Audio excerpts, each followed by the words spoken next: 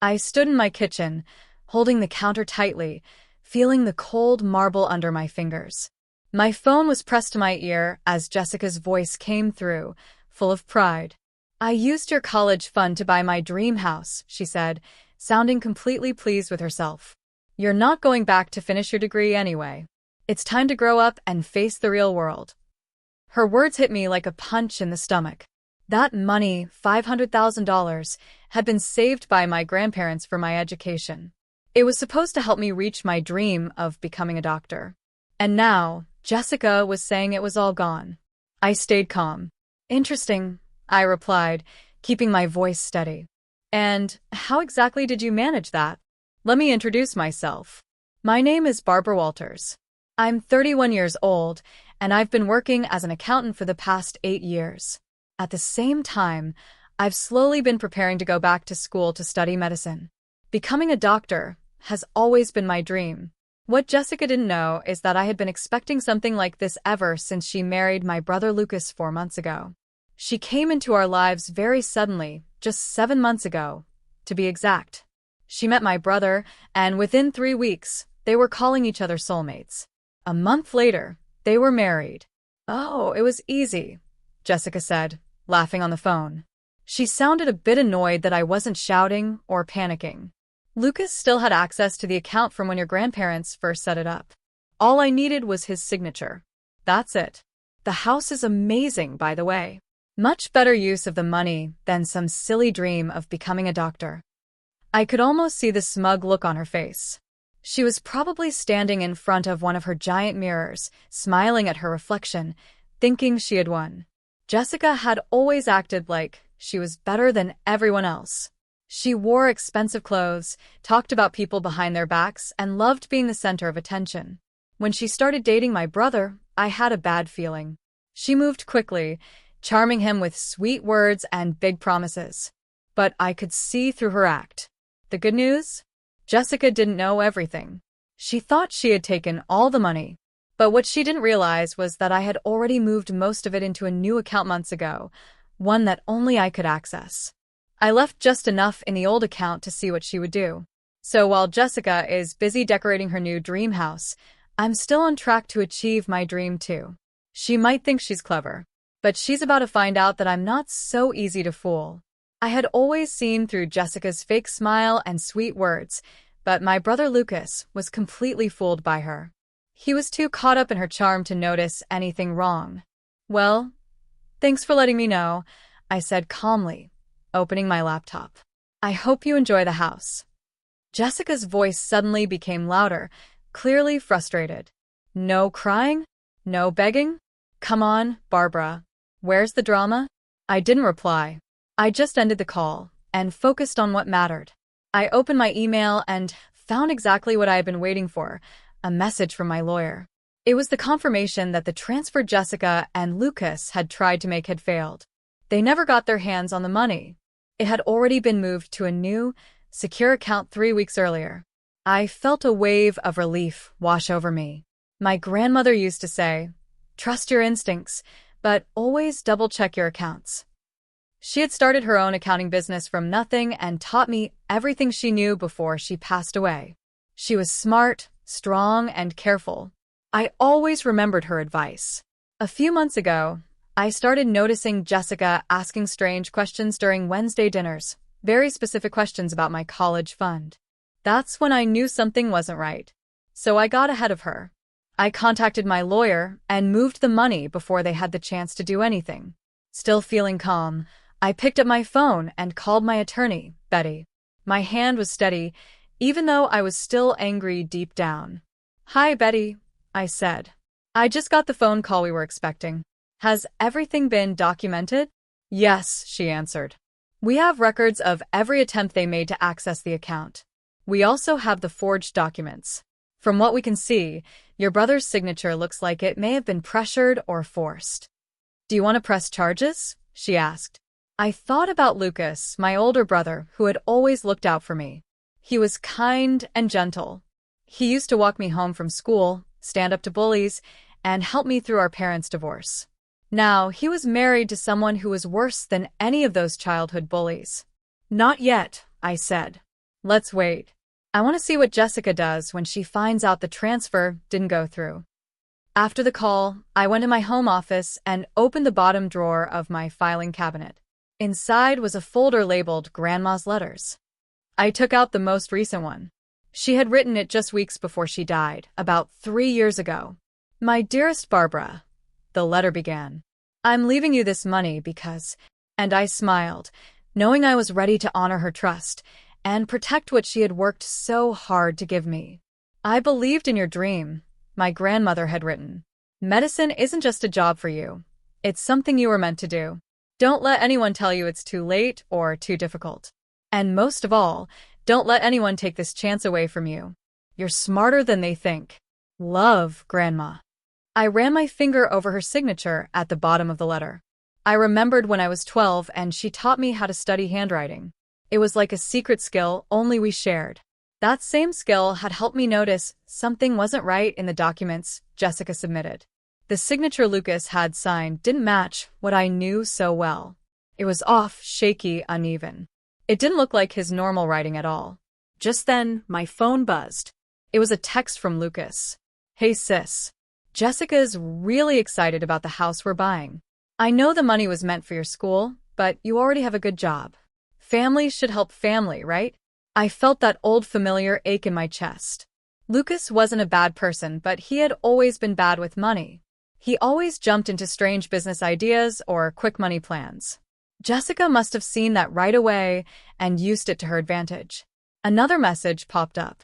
The realtor needs the money by Thursday. You're not mad, are you? I started typing a reply, but then I stopped. I erased the message and put my phone down. I didn't need to say anything. Let them find out the truth on their own. Sometimes, saying nothing is the strongest answer you can give. At that moment, my computer pinged. It was an email from the admissions office of the medical school. My interview was confirmed for next week. A wave of excitement and relief rushed over me. For years, I had been working full-time and studying at night, slowly completing the classes I needed. I hadn't told many people. I wanted to keep it quiet until it was real. The money from my grandparents wasn't just sitting in an account, waiting to be stolen. It was being used for exactly what they wanted, to help me reach my dream. I got up and opened the blinds. The city skyline was glowing in the light of the setting sun. Beautiful and peaceful. Jessica thought she had won. She thought that with a few fake signatures and a smug phone call, she had ruined my future. But what she didn't know was that she had actually fallen into a trap. One I had carefully prepared. My grandmother's voice echoed in my mind. Sometimes the best revenge is letting people believe they've won until they realize they beat themselves. Thursday was just 4 days away. I smiled, wondering what excuse Jessica would give the realtor when she found out the money was already gone. When the money didn't show up in Jessica's account, I knew things were about to fall apart. But what I really wondered was how she planned to explain everything to Lucas. How would she tell him that she tried to steal from his own sister? I picked up my phone and sent a message to Betty, my lawyer. Please send me all the documents you've gathered. I want to be fully prepared when everything crashes down. Then I turned back to my medical school application. A small smile appeared on my face. Jessica thought she had ruined my dream. She had no idea she was the one walking straight into trouble.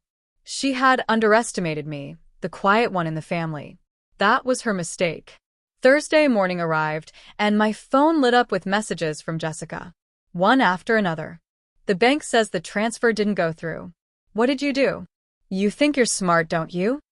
Lucas is heartbroken. How could you do this to your own brother? I calmly sipped my coffee and opened the email Betty had sent me. It had everything. Jessica's repeated attempts to break into the account, copies of the forged documents, and even audio recordings of her pretending to be me over the phone. My phone rang. It was Lucas. Barbara, we need to talk, he said quickly. His voice was full of stress. Jessica says there's a problem with the transfer. What's going on? There's a problem, I said, still calm. Do you want to hear the truth? Or do you want to keep pretending Jessica didn't try to steal my college fund? There was silence. Then Lucas finally said, It wasn't stealing. I signed the papers. We're family. I took a breath. Did you actually read what you were signing? Or did Jessica give you something else and forge your name on the real documents? Silence again. I could almost hear his mind racing, connecting the dots. Come over, he said after a pause. Please. I need to understand all of this. An hour later, I was sitting in Jessica and Lucas's living room. My laptop was open, showing every piece of evidence.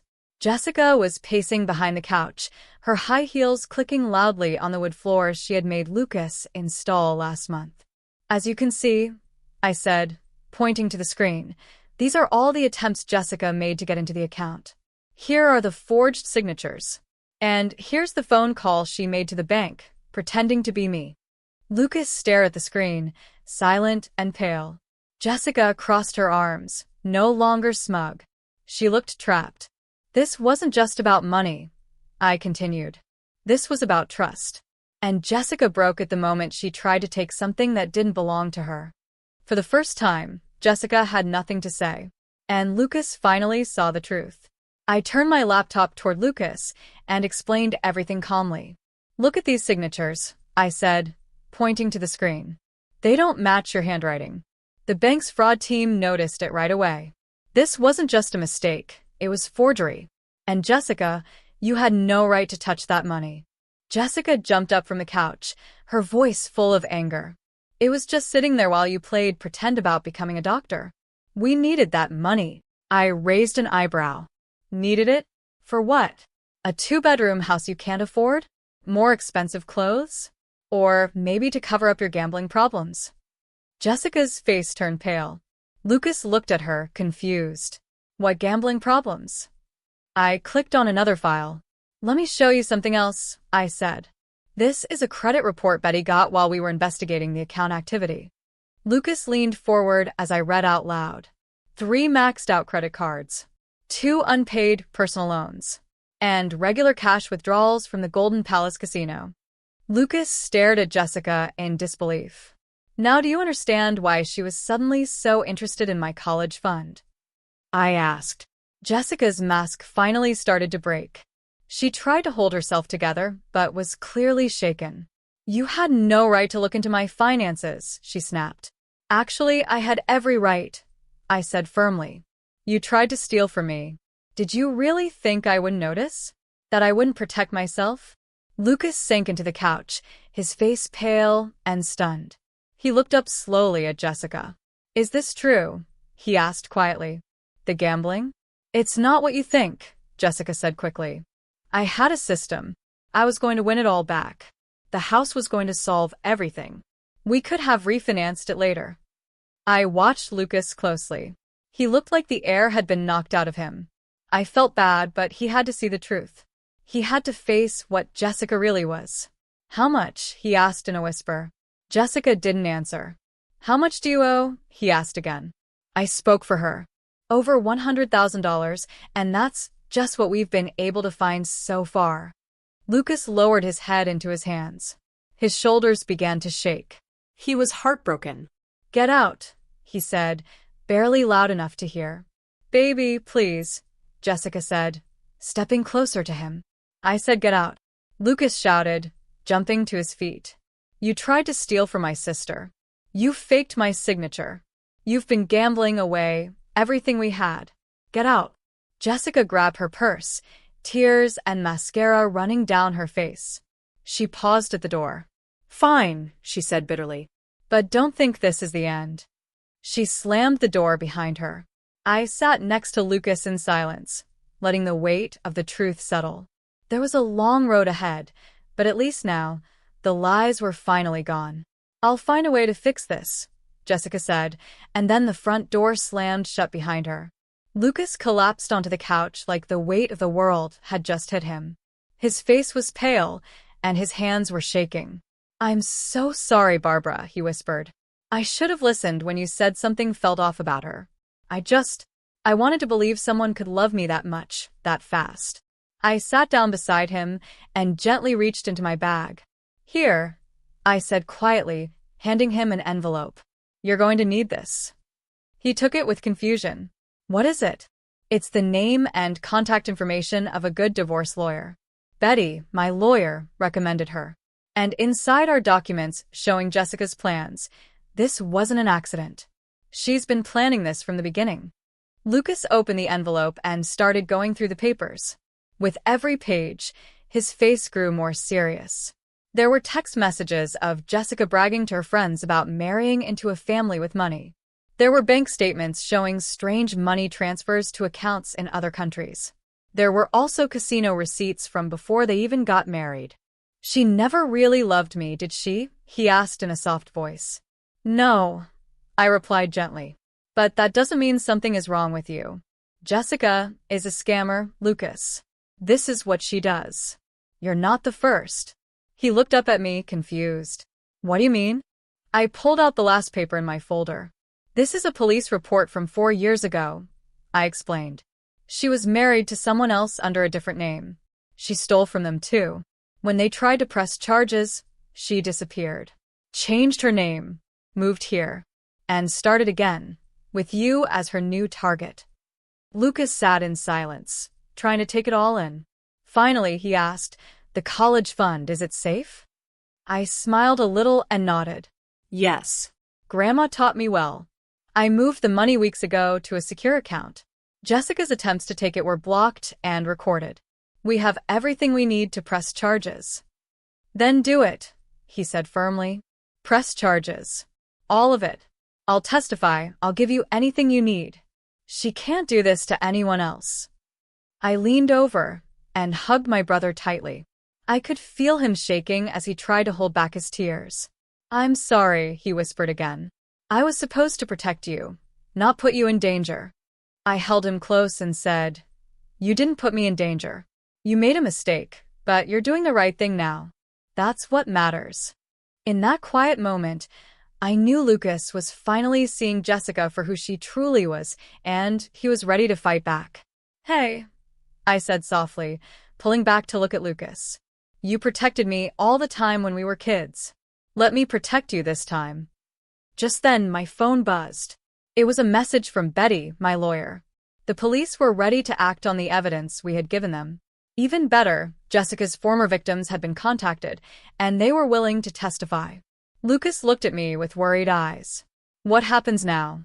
"Now," I said firmly, "we make sure Jessica never does this to anyone else again. And after that, I've got something else to focus on, preparing for my medical school interview." For the first time that day, Lucas smiled.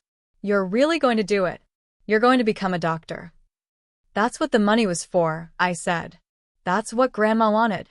Lucas nodded and wiped his eyes. "She'd be proud of you. Not just for stopping Jessica, but for never giving up on your dream." I squeezed his hand gently. "She'd be proud of you too, for being strong enough to face the truth." Outside, thunder rolled and the sky darkened.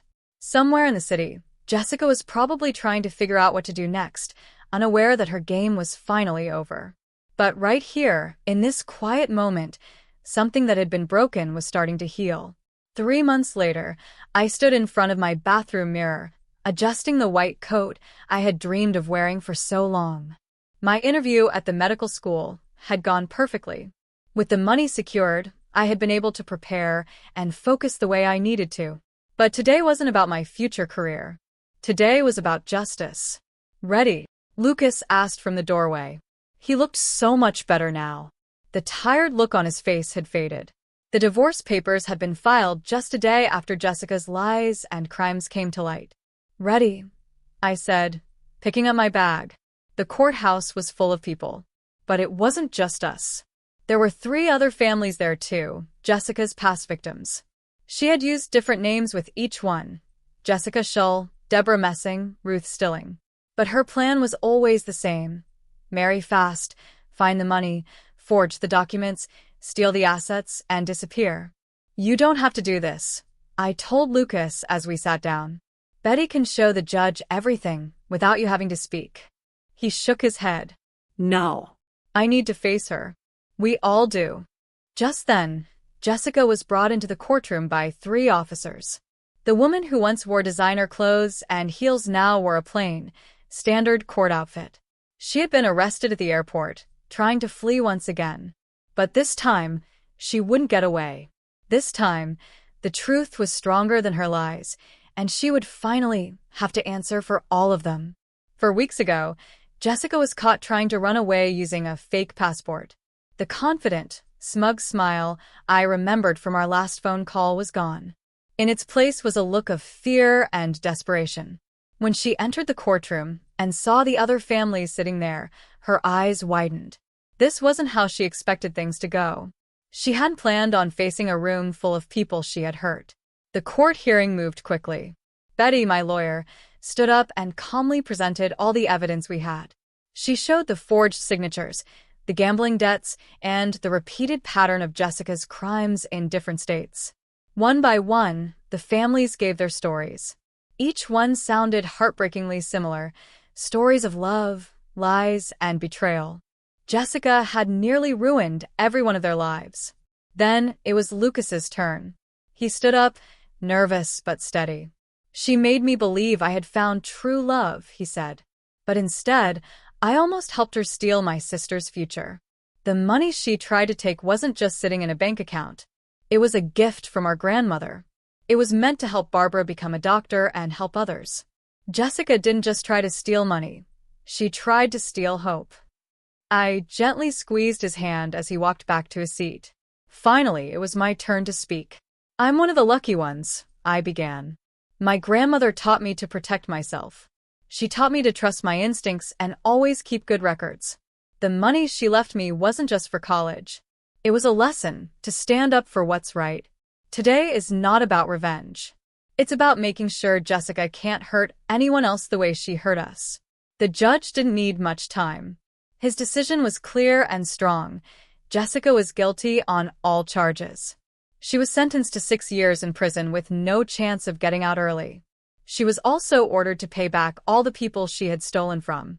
As the officers came to take her away, Jessica turned toward me. Her voice was filled with anger. "You think this changes anything?" she spat. "You're still just pretending to be a doctor. You'll fail. I'll be out of prison before you even finish your first year." I looked at her calmly and smiled. Her words didn't scare me. They only made me more determined. "Actually," I said, "I start medical school next month. You didn't stop my dream. You only pushed me to work harder. So, thank you, Jessica. You showed me that the best revenge is success." Outside the courthouse, Lucas turned to me. His eyes were still tired, but full of pride. "You did it," he said quietly. "We did it," I replied. The storm had passed, and now it was time to build something new, something stronger. "I found her ring," Lucas said, holding it up in his hand. "The engagement ring I spent 3 months of my salary on. Turns out it's fake. Just like everything else about her." I looked at him and gave a small shrug. "Sell it," I suggested gently. "Use the money to start over." He shook his head and handed it to me instead. No. "I want you to have it. Sell it and put it toward your school fund. Turn one more piece of her lies into something good." I took the ring carefully. It looked beautiful on the outside, but knowing it was worthless inside made it a perfect symbol of Jessica. Still, Lucas was right. Something good could come from it. That evening, I sat quietly in my office. On my desk was a photo of my grandmother, smiling proudly, the same way she always looked at me when I told her about my dreams. Next to her photo was my medical school acceptance letter and the most recent bank statement from my secure education fund. I thought about everything that had happened, the lies, the stolen trust, the court hearing, and how close I had come to losing it all. My phone buzzed. It was a message from Lucas. "Thank you for never giving up on me, even when I couldn't see the truth." I smiled, my eyes stinging a little. Things could have turned out so differently if I hadn't listened to my grandmother's advice. Trust your gut and always protect what matters. Jessica thought I was just a quiet, naive dreamer, someone too focused on school to notice what was going on around her. She had no idea that I was watching, preparing, and ready to defend what my grandmother had worked so hard to give me. I picked up my white coat and ran my fingers over the stitched name on the front. Barbara Walters, medical student. It didn't feel real yet, but I knew I had earned every letter. Sometimes the biggest victories aren't just about keeping what's yours. They're about proving to yourself and others that it's never too late to stand up for what's right. It's never too late to protect your future, chase your dreams, and believe in yourself. And Jessica? She now had 6 years behind bars to think about everything she had done. 6 years to remember the people she tried to hurt. 6 years to realize that the quiet woman she underestimated was now on her way to becoming Dr. Walters. Jessica had tried to steal my dream, but instead of stopping me, she pushed me even further. While she sat in a cell with her fake stories and broken plans, I was walking forward, stronger, wiser, and more determined than ever. And this time, nothing could stop me.